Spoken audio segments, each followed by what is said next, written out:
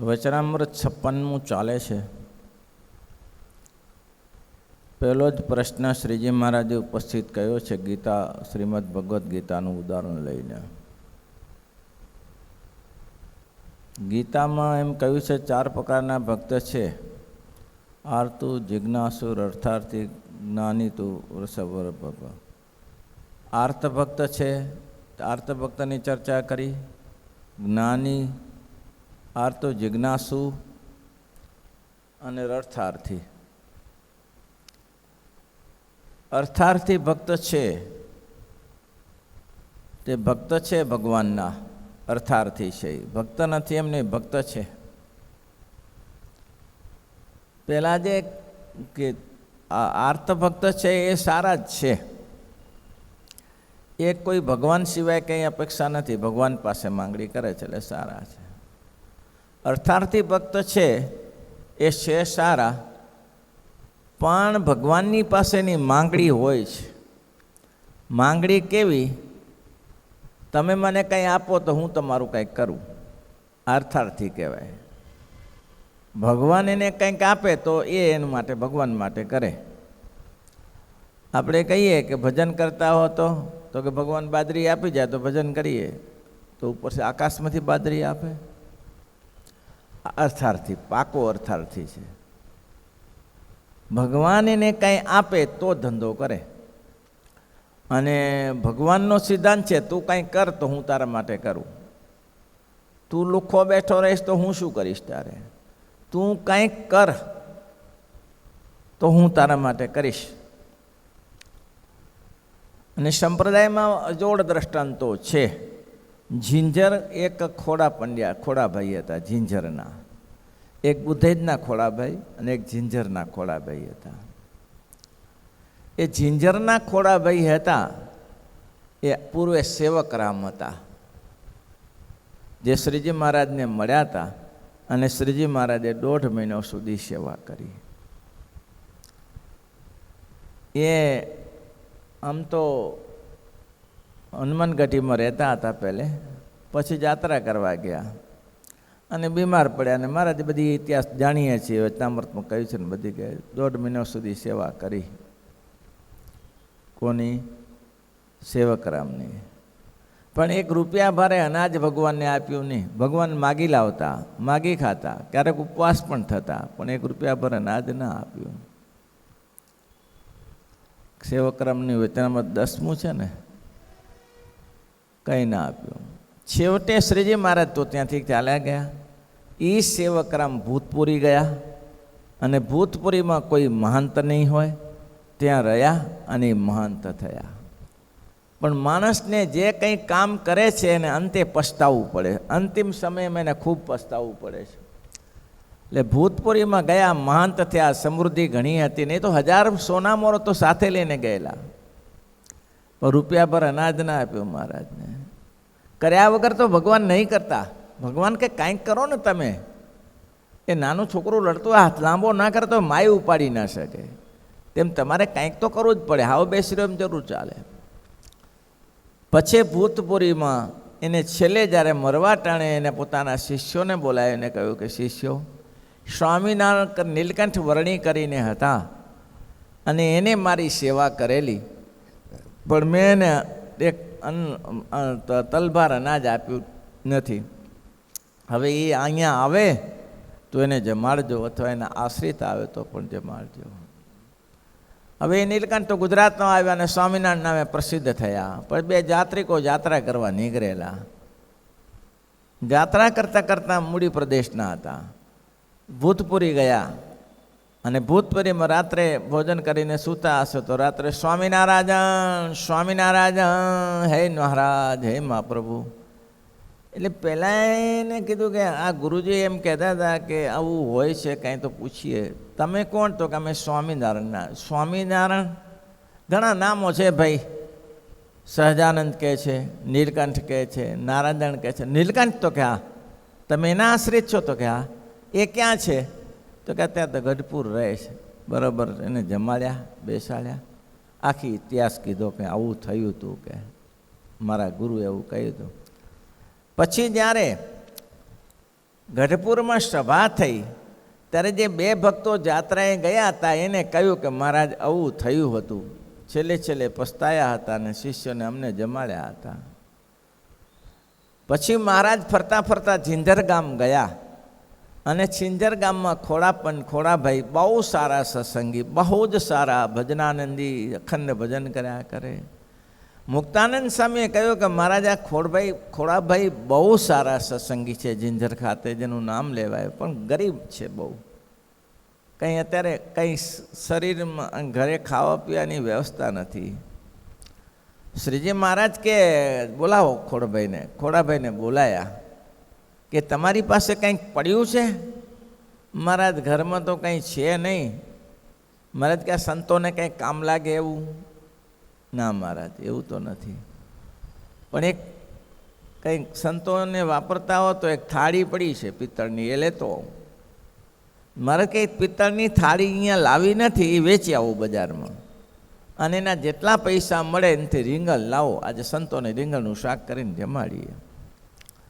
અને બજારમાં ગયા અને જે પૈસા મળ્યા એનાથી રીંગણ લાયા, રીંગણનું શાક ને રોટલા મહારાજે જમાડ્યા. અને મહારાજે કહ્યું કે આ સેવકરામ છે એનું દારિદ્ર્ય ટળે એને કારણે અમને કંઈ ખવડાવ્યું નથી, અને આ એની રસોઈ લઈએ છીએ, એનું દારિદ્ર્ય દૂર થાય એવી પ્રાર્થના કરો. અને એ ખોડભાઈ બહુ સુખી થયા. ખોડાભાઈ ત્યાં ઝિંઝર ગામના બહુ, તમે કંઈક કરો નહીં તો ભગવાન નથી કરતા. અને આ જે અર્થાર્થી ભક્ત એવો છે કે મને કંઈક ભગવાન આપે તો એના માટે કરવું, એ ક્યાંથી બને? પુરુષાર્થ કર્યા સિવાય દાદા ખતરને મહારાજે સ્પષ્ટ શબ્દમાં કહી દીધું, દાદા રાજ્ય તારે કરવાનું છે, રાજ્ય હું નહીં કરું, હું તો સત્સંગ કરાવીશ.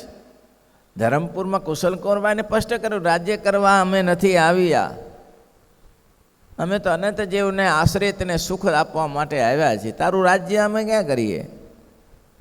તો શ્રીજી મહારાજ કે તમારે રાજ્ય બાજ્યમાં અમારે મોહ નથી, અમારે મોહ છે ભગવાન ભજાવાનો મોહ છે. અને હવે તનામર્ત 9માં મહારાજ પ્રથમનામાં કહે છે, મહારાજ કે કોઈને ગામ ગરાસ કે દીકરો આપતા અમને આવડતું નથી, અમારું જેને માને તેને અમે અક્ષરધામની પ્રાપ્તિ કરાવતા અમને આવડે છે, આટલું અમને આવડે. 9મું વચનામ જ છે ને ભાઈ? હે અચ્છા, 8મા વચનામૃતમાં મહારાજે સ્પષ્ટીકરણ કર્યું છે કે જેને ગામગ્રસ્તની ઈચ્છા હોય અમારી પાસે આવવું નહીં. અમે તો હાથીને હોદે બેસીએ કે ગધેડાને હોદે બેસીએ, અમારે હરખું જ છે. કોઈ લોકો સ્વાગત કરે ના કરે, કોઈ હરખું જ છે, પણ ભગવાન કર્યા સિવાય કોઈને આપતા નથી. પછી એની કૃપા થાય, જદુપરે ભવેત કૃપા સનુર દુષ્ટમિહા તીક્ષરે, પછી એના ઉપર જેને શરણાગત પાપ પર્વતમ ગણયિત્વાન તદીય સદગુતમ અણુમપ્ય તુલંબી મન્યતે પરમાનંદ, પછી એને સહજાનંદ ગુરુમ ભજે. એટલે એને કોઈ ભગવાનને એના ઉપર કૃપા થાય અને ભગવાન કરે. બાકી ખોડભાઈ બહુ સુખી થયા. એટલે કંઈક કરો. આનું ઉદાહરણ સુગ્રીવ છે. મહારાજ ઋષ્યમુખ પર્વત ઉપર ગયા અને ત્યાં સુગ્રીવ બેઠો હતો, અને આ ભગવાન રામચંદ્રજી, લક્ષ્મણ, હનુમાનજી દ્વારા કોન્ટેક્ટ થયો, મિલન થયું, ભેટ્યા, મળ્યા. પછી સુગ્રીવને કહ્યું, પ્રભુ અહીંયા સુધી, આ સુગ્રીવે કહ્યું કે અહીં સુધી આવવાનું કારણ, આપ તો રાજકુમારો છો, તો અહીં સુધી આવવાનું કારણ આખી હકીકત કહી. ભગવાને કહ્યું કે અમારા પત્નીનું હરણ થયું છે અને એને શોધતા નીકળ્યા છીએ.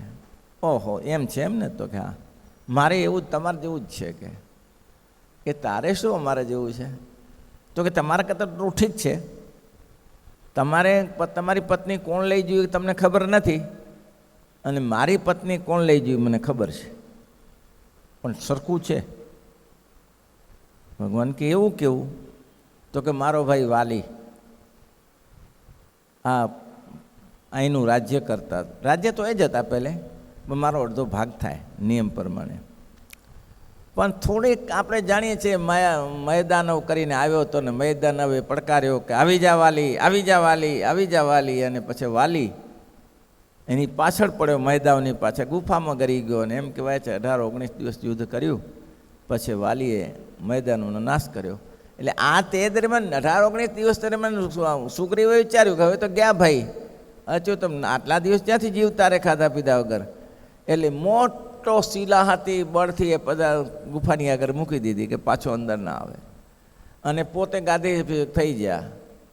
આને પછી વાલી ત્યાંથી પૂછું યુદ્ધ પૂરું કરી, એ તો બળ્યો હતો, શિલાને ઉઠાવી નાખી એક બાજુ ને પછી ગયા. આ તો ગાદી ઉપર બેઠેલા ભાઈ. અરે મારો વાલો, આ મારો ભાઈ છે કે ભૂત છે? તારે કયો અધિકાર ગાદી ઉપર બેસવાનો? તો કે ભાઈ આમ હતું કંઈ ના ચાલે, તારે મને મનની કોડ પૂરા કરવા માટે તું બેઠો હોઈશ ને, તો શું કરવા બેઠો ત્યારે અહીંયા કને? અને પછી છે તે યુદ્ધ કર્યું, અને એને ત્યાં તાકાત હતી સુગ્રીવને. સુગ્રીવ મારીને તોડી નાખીશ. જો રાજ્યમાં આવ્યો તો મારીને તોડી નાખીશ. એટલે ઋષ્યમુખ પ્રવૃત્તિ હતો. એ ઋષ્યમુખ પ્રવૃત્તિ દેવલ મુનિનો શ્રાપ હતો, કારણ કે એને ખોટા કામ કરતા હતા અસુરો, એટલે સાપો ત્યાં રહેતો હતો કે આ પહાડ ઉપર હું એ દેવલ મુનિ ત્યાં રહેતા હતા, એટલે કે અહીં કોઈ આવે એ બળીને ભસ્મ થઈ જશે. એટલે વાલીને એ ખબર થઈ કે આ ઋષ્યમુખ પર્વત ઉપર દેવાય એવું નથી, એટલે અહીંયા કોઈ આવતું નથી, અહીંયા સેફટી બેસીને બેઠો છું, કોઈ ખોટો ધંધો અહીંયા નથી કરી શકતું. તો ભગવાનને કે મારો ભાઈ લઈ ગયો છે મારી પત્નીને, મારી પત્નીનું નામ ઋષા, એ લઈ ગયો છે, એની પત્નીમ તારા, આ બધા એની પાસે છે, અને અમારી આવી જાતિ છે, બધું લઈ લીધું મારી પાસે. હવે તમે જો મને જો આ લઈ આપો તો હું તમારી સીતાની શોધમાં મહેનત કરું. બોલો, ભગવાન દયાળુ છે પાછા, કંઈ વાંધો નહીં, તે સહી, હું તમને પ્રયત્ન કરું, હું તમારી પાછળ થોડી મહેનત કરું, સેના મૂકું, વાનર સેના મૂકું, બધું કરું, પણ તમે મને પેલું આ કરી આપો. ભગવાન દયા કરીને વાલીનો નાશ કર્યો, સ્વર્ગમાં પહોંચાડ્યો, અને સુગ્રીવને રાજ્ય આપ્યું. એ રાજ્ય આપ્યું પછી તો ઋષિમુખ પર્વતની ગુફામાં બને ભાઈ રામ લક્ષ્મણ ત્યાં જ રહેતા હતા. આખું ચોમાસું 4 મહિના વીતી ગયા. ભલો ગાદી ઉપર ચડી બેઠો, હવે હરમ જો સંભાળતો હોય તો પાણીનું એ પૂછવું આવ્યો નહીં. બોલો, શું કરો છો, ખાઓ છો, શું પીવો છો, ફળ ફૂલ કંઈ પૂછ્યું નહીં 4 મહિના સુધી. ભગવાને કહ્યું તું કે તું ગાદી અભિષેક થઈ જાય એટલે તરત મને મળવા આવજે અહીંયા, તારા ગાદીનો અભિષેક કર્યા પછી. પણ એ ગયો, ગાદી ઉપર ચડી બેઠો, રાજગાદી ભોગવી, અર્થાર્થી ભક્ત છે. અર્થ પૂરો થઈ ગયો, કામ પૂરું. અર્થ પૂરો થઈ ગયો કે મારું કામ થઈ ગયું, પછી પેલાનું કામ કરવું. ભગવાન પણ એવા છે કે તમે કોઈ માનતા રાખો, અને માનતામાં ભગવાન આપે તો આપે, નહીં તો નહીં આપે. એવું કંઈ જરૂર છે તમારે માનતા રાખો એટલે ભગવાન પૂરી કરી આપે? માનતા રાખીને કંઈક કરવું પડે, તે સિવાય કંઈ ના થાય. થયું શું સારું? પરિણામ ગંભીર આવ્યું. 4 મહિના પછી ભગવાને લક્ષ્મણને કહ્યું, રામચંદ્રજીએ સાંભળી લે લખન, જે બણથી વાલી ગયો ને એ બણથી સુગ્રીવ જશે. કહી દે એને મોઢા ઉપર જઈને. અને લક્ષ્મણજી ધુઆં ફુઆં કરતા ગામમાં બેઠા, અને જાણે ધરણી ધ્રુજાવતા બેઠા કે ભૂકંપ આવી જાય એવું બેઠા. ત્યારે લોકો જાગી ગયા. હનુમાનજીએ શરત લીધી અને તારાએ સમાધાન કર્યું, અને પછી આ કામ ચાલુ કર્યું, અને સુગ્રીવ તૈયાર થયો. અર્થાર્થી ભક્ત, તમે કાંઈક કાપો તો હું તમને કાંઈક આપું. અર્થને માટે કામ કરવાનું, સ્વાર્થ વગર કામ ન કરે, એને કહેવાય અર્થાર્થી. અર્થાર્થીમાં સારા ભક્તો બી હોય છે. શું કરે? એ પણ માંગણી ભગવાનની પાસે મૂકે છે, પણ એ માંગણી કેવી રીતે મૂકે છે? પેલું ભજન કરે છે, પછી ભગવાનને કહે છે કે મહારાજ હું ભજન કરું અને તમે મારા ઉપર રાજી રહેજો. એનું ઉદાહરણ ધ્રુવજી છે. જો ધ્રુવજીને આપણે જાણીએ, શ્રીમદ ભાગવત ચતુસ્કંદમાં કથા છે કે ધ્રુવજી તપ કરવા ગયા. એનું કારણ શું? તો કે હનુમાને જે અનિતિ, જે રુચિએ એને જે ગાદી ઉપરથી નીચે ઉપર પાડી દીધો, અને એને કીધું કે તારે જો આને ખોળામાં બેસવું હોય તો મારે તે બીજો જન્મ થાય તારે તો જ બેસાય, તે સિવાય નહીં બેસાય. એટલે આમાં એનું મગજ ગયું. કથા લાંબી છે, આપણે જાણીએ છીએ, એમાં કથામાં પડતા નથી. અને તરત જ એને કહી દીધું કે હવે તમે જોઈ લો, ત્યારે તમારા કરતાં મોટું રાજ્ય ન મળ્યું તો ધ્રુવ નહીં. અને ધ્રુવ નીકળી ગયો, 5 વર્ષની ઉંમર, પણ નીકળી ગયો જય હોમ કરીને. કોઈના બાપની તાકાતની. નારદજી મળ્યા. નારદજીએ કહ્યું, શું તકલીફ થઈ બેટા? તકલીફમાં કંઈ નહીં, બસ મારા પિતાશ્રીએ મને ગાદી ઉપર હનુમાને તે મેણું માર્યું, ગાદી ઉપર ના બેસવા દીધો, એટલે હું જંગલમાં જઈને તપ કરીને ગાદી જ લેવી છે. તો કે હા, અરે એમાં હું અડધું આપી દઉં તને અત્યારે, ચાલ. તો કે હવે પાછો ના વળું. એટલે 5 વર્ષની ઉંમર છે, ત્યાં કંઈ જીવજંતુનો ભય છે? સિંહ ચિત્રાઓ બહુ ફરતા હોય, એ જે ભરે ભરે. દેહ પાત્યામીને અર્થ સાધ્યમ, જઈશ જઈશ ને જઈશ, પાછો નહીં વળું. તમે મને પાછો વળવાને બદલે તમે આશીર્વાદ આપો ને, કે તું સફળ થાય એવો આશીર્વાદ આપો ને. પાછા વળવાનો આશીર્વાદ શું આપો છો? હું સફળ થાઉં એવો આશીર્વાદ આપો. નારદજીએ કહ્યું, તારે નિષ્ઠા અને ધન્યવાદ છે, 5 વર્ષની ઉંમરને તારું કાર્ય સફળ થાય, તું હેતુ માટે જાય છે. બસ મને ભગવાન મેળવવા છે. ભગવાનની માગવું તો ભગવાનની પાસે, એ ઉત્તમ પાદ પાસે શું કરવા માગવું? માગવું તો ઈશ્વરની પાસે માગવું. ઉત્તમ પાદ રૂપિયા મારા પાસે શું કરવા માગવું? એ મારો બાપ હોય કે જે હોય. અને લાગી પડે તપ કરવા. બહુ વિઘ્ન આવ્યા, બહુ વિઘ્ન આવ્યા. લોકોએ ખૂબ ડરાવ્યા, પ્રાણીઓએ ડરાવ્યા, પણ અચળ નિષ્ઠા, અજોડ નિષ્ઠા. બેઠો છું, જેને જે કરવું એ કરી લે. એવું તપ આદર્યું, એવું તપ આદર્યું. એમ કહેવાય છે કે એક ટાઈમ ખાઈને તપ આદર્યું. પછી કીધું આ ખાવાથી તો ભગવાન નહીં મળે. ખાવાનું બંધ કર્યું, પાણી ઉપર તપ આદર્યું, પાણીનું બંધ કર્યું. પછી તો સૂકા પાંદ ખાવાનું કર્યું, એ બંધ કર્યું. વાયુ ભક્ષણ કરીને આ માણસ 15 દિવસ કાઢ્યા, અને ભગવાને જાણ્યું હવે મરી જશે, હવે નહીં જીવે. અને ભગવાને ધ્યાનમાં બેઠો તો દર્શન આપ્યા. દર્શન આપીને કહ્યું, ખોલ ખોલ, આંખ ખોલ, આંખ ખોલ. ધ્રુવજીએ આંખ ખોલી. શ્રીમદ ભાગવતમાં એની સ્તુતિ છે, મને બહુ એ શ્લોકો ઉતરતા નથી. સ્તુતિ છે, બહુ સારા શ્લોકો આ ધ્રુવજીએ જે કયા છે ભગવાનને, કે મહારાજ હું તો અબોલ છું, મને જ્ઞાન નથી, આપ મળ્યા એ મારા ઉપર મોટી કૃપા કરી. ભગવાને શંખ અડાડ્યો અને સ્તુતિ શરૂ થઈ. 5 વર્ષના ધ્રુવજીને ભગવાને પછી કહ્યું, માગ માગ માગ માગ, માગી લે, તને જે જોતું હોય તો હું આપવા તૈયાર છું. ધ્રુવજીએ કહ્યું, મહારાજ માગવાનું શું હોય? તમે મળ્યા, માગવાની ઈચ્છા હતી, માગવાની ઈચ્છા હતી. ના તમે રાજ્ય માટે આવ્યા હતા ને, કે તમારા બાપાનું રાજ્ય તમને જો અડધુંની આખું આપી દઈએ, અડધું ઉત્તમને મળે ને અડધુંની તમને આખું આપી દઈએ. તો કે મહારાજ હવે મને રાજ્ય ના જોઈએ, હવે તમારી જરૂર છે, હવે રાજ્યની જરૂર નથી. એક જ્યારે પુરુષોત્તમ નારાયણ મળે પછી કોઈ માણસ રૂપિયો શોધે, જ્યારે ધનનો ખજીનો મળે ત્યારે ભગવાન પુરુષોત્તમ નારાયણ મળ્યા પછી રાજ્યની શું અપેક્ષા રાખે? ભગવાનને કહ્યું, હવે રાજ્ય ન જોઈએ, હવે તમે મારી નજરમાં આવ્યા છો, એ આધાવરા થતા નહીં, એટલું જ માગું છું. અને ભગવાને તથાસ્તુ કહ્યું કે હું તારી સાથે રહીશ. એટલું નહીં, તને દેહને અંતે ધ્રુવમંડળમાં સ્થાપન કરીશ. ધ્રુવનો તારો અત્યારે દેખાય છે, એટલો જ નહીં, તારી કીર્તિ વધશે અને તું લાંબા સમય સુધી રાજ્ય શાસન ચલાવીશ, તને કોઈ રોકી નહીં શકે. અને એ ઘરે આવ્યા ત્યારે સન્માન થયું. ટૂંકમાં કહેવાનું, અર્થાર્થીમાં બીજો પ્રકાર છે. કેવો પ્રકાર? તો કે બસ હું ભગવાનને માટે મફતનું નથી જોતું, મારે ભગવાનને રાજી કરીને મેળવું. આ ઉત્તમ મધ્યમ પ્રકાર છે. હજી ત્રીજો પ્રકાર અતિ ઉત્તમ છે, કે કંઈ નહીં, બસ મહારાજ રાજી થાય એ કરવું છે, બીજું કંઈ માગે તો કોના માટે? ત્રીજા પ્રકાર એવો જ, માગે તો કોના માટે? પોતા માટે નહીં. માગે કોને? ભજન કરી અને બીજાને પ્રદાન કરે. ભજન પોતે કરે અને એમ કહે કે બિચારો સુખી. ઘણા તમને જોતા હશો કે ઘણા લોકોને પશુ દુઃખી થતું હોય તો એના માટે 5 માળા આપીશ, કોલા જાગ હું એને એકાદશી આપીશ, એવા સંકલ્પ કરતા હોય છે ને, એ પર દુઃખી છે.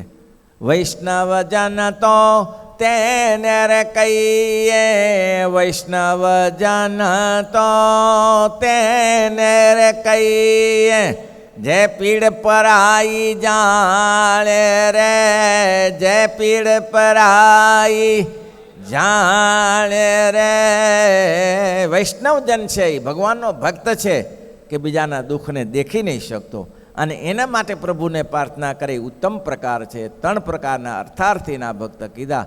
અને જ્ઞાની, જિજ્ઞાસુ, જ્ઞાની, અર્થાર્થી. આપણે આર્તો, પેલો આર્ત દુઃખી માણસની વાત કરી.